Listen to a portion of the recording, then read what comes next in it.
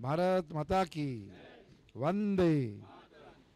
आई गोवर्धनी चषक 2026 आपल्या सर्वांचे सहकारी कुंदनजी म्हात्रे आणि तेजस्विनीजी म्हात्रे यांच्या माध्यमातून होणारा हा टेरेस ग्रुप यांच्या माध्यमातून क्रिकेटच्या स्पर्धांचं आयोजन या ठिकाणी करण्यात आलेलं आहे। या शुभप्रसंगी उपस्थित असलेल्या माजी नगरसेविका आणि सदस्य परिवहन समिती राजश्रीताई कातकरी, आमचे ज्येष्ठ सहकारी आणि भारतीय जनता पक्षाचे नेते बंडूजी जोशी, आमचे ज्येष्ठ सहकारी रवींद्रजी म्हात्रे, सदस्य प्रभाग बाळकृष्णजी बंद्रे, आमचे ज्येष्ठ सहकारी उदय म्हात्रे, योगेशजी म्हात्रे, सुभाषजी गायकवाड, रतनजी मुरबेकर, विश्वास भोईर, विज्ञान म्हात्रे, चंद्रकांत पाटील, हरिश्चंद्र म्हात्रे, प्रकाश म्हात्रे, राजीव कोळी, उपस्थित सर्व बंधू भगिनी। खरं म्हणजे या ग्राउंडचा इतिहास आहे, पण त्याचं झालंय भूगोल आता कुंदन। खरं म्हणजे इथल्या आपण म्हणतो चांगलं शहर सिडकोच्या माध्यमातून त्या काळामध्ये इथल्या भूमिपुत्रांनी जागा दिल्या, प्रकल्पग्रस्त झालो, पण सिडकोमध्ये असे काही, मी तो शब्द वापरत नाही, तो दादा वापरतात, आपण नाही बोलत तो शब्द। हां, विघ्नेश बडी कुठे गेला? हां, विघ्नेश आपला हा नेहमी समालोचन सर्वीकडे करत असतो। तो सर्वीकडे सांगतो की हे शहर कसं नाईक साहेबांनी आणि तुमच्या सर्वांच्या आशीर्वादानं करण्याचं काम केलं, परंतु सिडकोच्या काही वात्रट लोकांनी, आता मी वात्रट वापरतो शब्द, त्यांनी आपल्या गावांच्या इथे गार्डन ठेवलंच नाही। बिल्डर लोकांची कमाई केली आणि आपला भूमिपुत्र म्हणजे इथे खेळणारा माणूस फक्त भूमिपुत्राचा विषय नाही, इथे सर्व लोक येऊन खेळणार आहेत। इथे खेळायला कुठे जात नसते, धर्म नसतो, पंथ नाही, वर्ग, भाषा, पक्ष काही नसतो। जोशी साहेब बरोबर की नाही? मग अशा परिस्थितीमध्ये आपण सर्वांनी एकत्र राहणं फार गरजेचं आहे, कारण शेवटी हा लढा आजही देतोय आणि उद्याही द्यावा लागणार आहे। आपल्या सर्वांचे लोकनेते स्वर्गीय दिबा पाटील साहेबांचं नाव या एअरपोर्टला लागण्यासाठी आपण सर्व सज्ज झालेलो आहोत आणि ते लागणार, तुम्ही चिंता नाही करायची। शेवटी आपल्या भूमिपुत्रांची अस्मिता आहे, इतिहास घडवला आणि त्या ठिकाणी लाखोच्या संख्येनं सर्व समाजातील लोक एकत्र आली। दिबा पाटील जरी हे भूमिपुत्रांचे असले तरी त्यांच्याबरोबर सर्व लोकांचं सहकार्य होतं आणि म्हणून तो जो मोर्चा निघाला त्या मोर्चाला सर्व समाजातली स्तरातील लोकांनी प्रतिसाद दिला आणि शेवटी राज्य सरकार आपल्या सर्वांच्या ताकदीपुढे नमलं। ठराव कॅबिनेटमध्ये झाला, विधान भवनात झाला। पूर्वीच्या सरकारने आणि आत्ताच्या आपला लाडके देवाभाऊ यांनी पहिल्याच कॅबिनेटमध्ये पहिला ठराव कुंदनभाऊ घेतला की दिबा पाटलांचंच त्या ठिकाणी नाव लागणार। काही दिवसापूर्वी आम्ही केंद्रीय हवाई उड्डाण मंत्री यांच्याकडे बैठक झाली आणि त्यांनी सांगितलं की महाराष्ट्रातून एकच नाव आलेलं आहे, आमदार स्वर्गीय दिबा पाटील यांचंच नाव त्या ठिकाणी आलेलं आहे। त्याच्यामुळे दुसरं कुठलं नाव लागण्याचा विषय रवीजी येतच नाही आणि म्हणून आपल्या सर्वांना आश्वस्त करू इच्छितो। मधल्या काळामध्ये आपली कुठेतरी एक भगिनी उपोषण, बरोबर ना विघ्नेश? तर आपलं सर्वांच्या भावना, सर्वांची अस्मिता, सर्वांचा विचार हा राज्य सरकारने वारंवार बोलून दाखवलेला आहे। मोदी साहेबांनी जेव्हा उद्घाटन आलं होतं तेव्हा मोदी साहेब बोलले ना की या भागातले खूप मोठे नेते दिबा पाटील यांचंसुद्धा मी आज स्मरण करतो, कारण त्या दिवशी दिबांची जयंतीचा उत्सव होता आणि त्याच्यामुळे तो विषय होणार नाही, पण संघर्षाशिवाय यश नाही आणि म्हणून आणि आपण सर्व संघर्ष करणारी माणसं आहोत आणि संघर्षाशिवाय त्या ठिकाणी आपल्याला यशच नाही भेटत आहे। आज तुम्ही जे काही हा मैदान, मी पुन्हा सांगतो, सुदैवानं तुमच्या सर्वांच्या सहकार्यानं आणि आशीर्वादानं जनतेच्या आपल्याला पुन्हा महानगरपालिकेमध्ये आपल्या विचारांची लोक बसलेली आहेत आणि त्याच्यामुळे इथे कोणावरही अन्याय होणार नाही. माझं तर म्हणणं आहे की ठीक आहे, ग्राउंड मोठा असायला पाहिजे होता. बेलापूर गाव काही छोटा आहे का? बेलापूर गावाचा इतिहास फार मोठा आहे.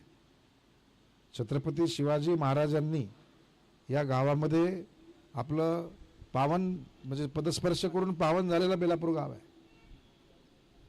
पेशवे स्वतः इकडे येऊन गेलेले आहेत. कान्होजी आंग्रे इकडे येऊन गेलेले आहेत. चिमाजी आप्पा जे वसईच्या किल्ल्याचं पूर्ण नेतृत्व करत होते तेच बेलापूरच्या किल्ल्याचं नेतृत्व करत होते. त्याच्यामुळे बेलापूरची ओळख ही इतिहासामध्ये शिवाजी महाराजांच्या पासून आहे. छत्रपती शिवाजी महाराजांनी बेलापूर नाव हे महाराजांनी पण बघितलेलं आहे. लक्षात घे कुंदान. बेलापूर असं तसं नाही. आणि बेलापूर हे सातत्यानं या म्हणून तर लोक बोलताना ठाणे बेलापूर पट्टी म्हणतात, ठाणे बेलापूर रोड म्हणतात, बेलापूर मतदारसंघ. सर्वच गोष्टीमध्ये बेलापूर हे इतिहासामध्ये सुवर्णाक्षराने लिहिलेलं गाव आहे. आज आंतरराष्ट्रीय दर्जाचं थोडी खाडी इकडे आहे म्हणून, नाहीतर तो एअरपोर्ट बेलापूरमध्येच असता. बेलापूर पासून एअरपोर्ट फक्त खाडीच आहे ना. म्हणजे बेलापूर हे एक मोठं व्यापाराचंच ठिकाण. इथे व्यापारी, इकडे उद्योजक अशी असेल लोक. आणि मग त्याच्या बाजूला असेल मग आपलं दिवाळा असेल, शहाबाज असेल, आगुरोळी असेल, ही छोटी छोटी गावं त्याच्या बाजूला असेल. परंतु मूळ व्यापार बाजारपेठ ही बेलापूरच होती. आणि म्हणून अशा या बेलापूरचं महत्त्व कधीही कमी होणार नाही. इनफॅक्ट आम्ही तर म्हणतो बेलापूर कोर्ट म्हणून आणलं की नाही. बेलापूर स्टेशन आलं, बेलापूर सिडको. आणि मला महापालिका माहिती आहे ना तुम्हाला, ही महापालिका कुठे जाणार होती? आता 17 प्लाझा माहिती आहे ना वाशीला? जातात ना मॉल बिलमध्ये जेवण बिवण चिकन मटन खायला जातात. बाकीचं काही मी सांगत नाही कशाला जातात ते, पण जातात तिथे त्या 17 प्लाझामध्ये जातात. तिकडे 17 प्लाझा ही तिथे महापालिकेची बिल्डिंग बनणार होती. पण तेव्हाच्या आयुक्तांनी फार अट्टास केला नाही, इथेच घ्या तिकडेच घ्या. मस्त आम्हाला न विचारता कसे कधी कधी काही आयुक्त करतात गडबड. पण सभागृहाने त्याला मान्यता दिली नाही. महापालिकेने तो विकून टाकला.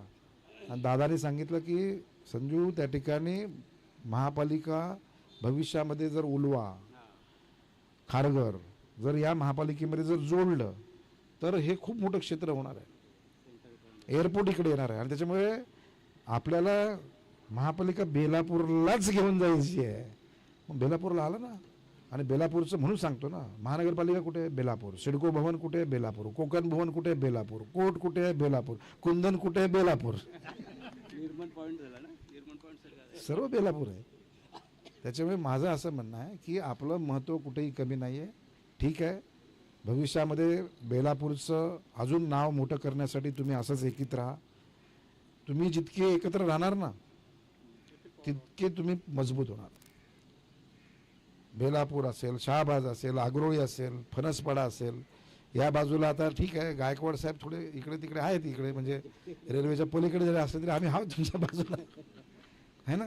आयकर कॉलनीला पण आम्ही. मग अरे महापौराचं बंगला मी वरती आणला इथे बेलापूरच ना. म्हणजे सांगण्याचं तात्पर्य असं आहे की इकडे बेलापूरचं महत्त्व हे आयुष्यभर पिढ्यानं पिढ्या ठेवायचं आहे आपल्याला. आणि म्हणून भविष्यामध्ये तुमच्या सर्वांच्या पाठीमागे आम्ही खंबीर असणार आहे. चिंता करायची नाही कुंदान, काही चिंता करायची नाही ताई. तुम्ही काही घाबरायचं नाही. आणि पुढच्या वेळेस तुम्हा लोकांना पुन्हा आम्ही पालिकेत घेऊन जायचं आहे आम्हाला. तुम्हाला लक्षात घ्या. तुम्हाला आपली थोडी जरा, मला जेव्हा ते फोन आला, कोणीतरी फोन केला मला वाटतं की अरे काउंटिंगमध्ये गडबड आहे. मग मी धावत धावत त्या सिग्नलवर आलो. म्हटलं कसं काउंटिंग नाही करत आहे? काय जरा पोस्टलमध्ये गडबडच झाली जरा. काय हरकत नाही.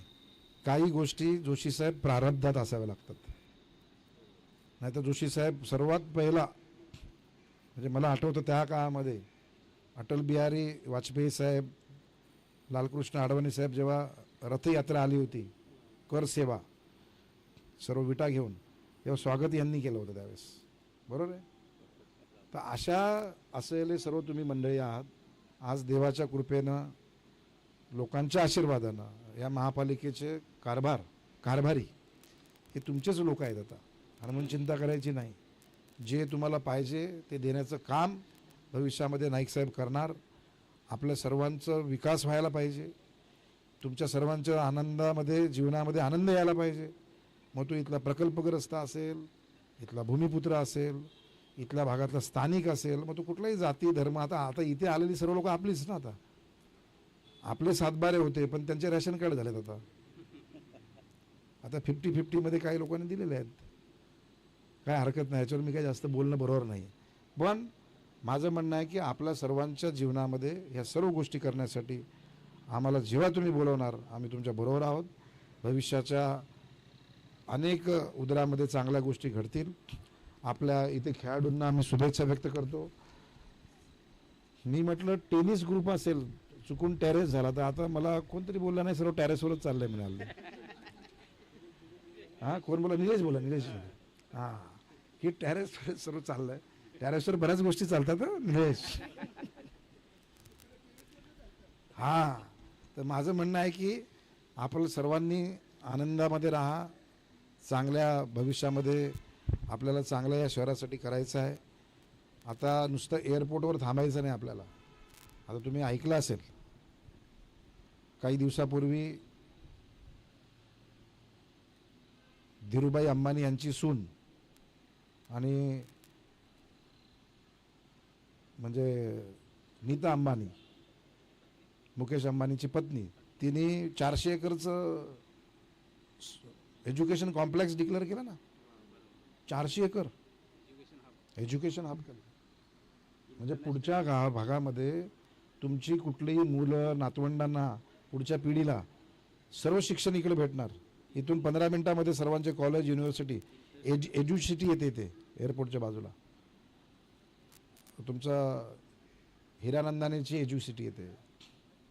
तुमचा आता अदानी मालकच झालेले आहेत ना त्या एअरपोर्टची, त्यांची पण येते. त्याच्या बाजूला मेडिसिटी आहे, म्हणजे हार्टचं ऑपरेशन, किडनीचं ऑपरेशन. आपण म्हणतो अरे 5 लाख 10 लाख गरीब माणूस आणणार कुठून? मग ते कमी दरामध्ये होण्यासाठीची एज्युसिटी त्या ठिकाणी आणि मेडिसिटी येणार आहे. कमी पैशात शिक्षण, कमी पैशात उपचार, आणि म्हणून भविष्याचा काळ खूप चांगला असणार आहे. इम्पोर्ट एक्सपोर्ट झोन येतोय. मी वारंवार ह्या गोष्टी जेव्हा जेव्हा मला संधी भेटते मी बोलतो, कारण तुम्हा लोकांच्या वरतीच पूर्ण बाकीची आपली मदार असणार आहे. आणि म्हणून तुम्ही सर्वांनी असंच एकत्र राहून आपलं काम करा. पुन्हा टेरेस ग्रुप यांचं धन्यवाद करतो. मला आवर्जून बोलावलं, माझा सन्मान केल्याबद्दल आपला आभार करतो. कुंदन आणि त्यांच्या पूर्ण टीमचं आभार व्यक्त करून सर्व क्रिकेटच्या टीम्सना यशासाठी शुभेच्छा. धन्यवाद. जय हिंद, जय महाराष्ट्र. थँक्यू साहेब.